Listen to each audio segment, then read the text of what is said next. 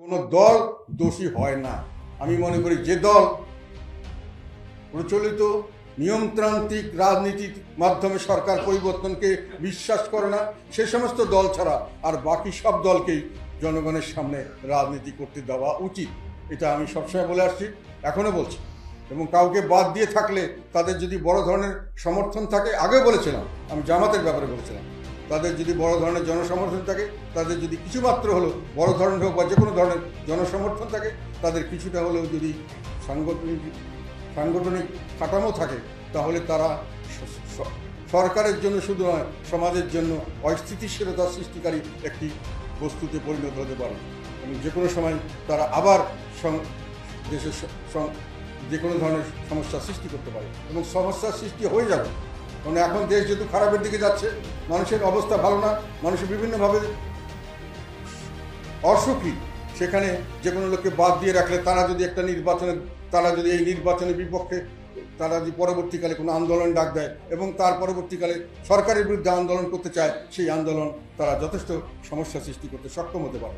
কাজে এইটা মনে রাখতে হবে যে সকলকে একসাথে নিয়ে আমরা যদি ডাকি, তাহলে সকলে মিলেই আমরা দেশকে এগিয়ে নিয়ে যেতে পারবো। কাউকে বাদ দিয়ে রাখলে সে পিছন থেকে আমাকে সবসময় যে কোনোভাবে একটা অসুবিধা সৃষ্টি করার একটা সুযোগ পাবে বা সুযোগ দেওয়া হবে।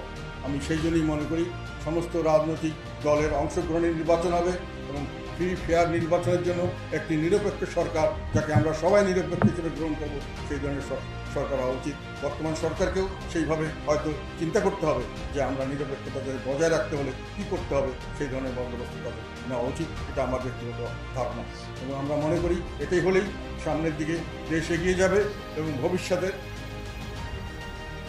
যে কোনো অস্থিতিশীলতা থেকে আমরা রক্ষা পাব। এবার হয়তো দীর্ঘদিন সংগ্রাম করে শেখ হাসিনাকে উৎখাত করতে হয়েছে, কিন্তু এর পরবর্তীকালে যদি একই ধরনের কারণে সরকার পরিবর্তনের কোনো রকম ডাক আসে, খুব বেশি দিনের হয়তো সময় লাগতে পারে।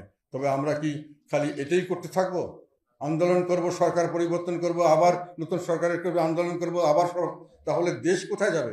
একটা কথা মনে রাখবেন, এই দেশ হলো ওভার পপুলেটেড কান্ট্রি, আমরা অধিক জনসংখ্যার দেশ, আর এই দেশ হলো স্বল্প সম্পদের দেশ, স্কার্স resource and over populated country.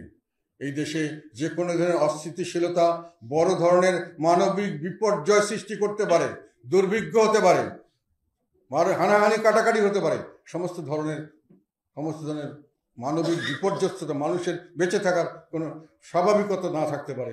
এই ধরনের পরিস্থিতিতে যাওয়া আমাদের মতো দেশের জন্য খুব বেশি একটা কঠিন ব্যাপার নয়।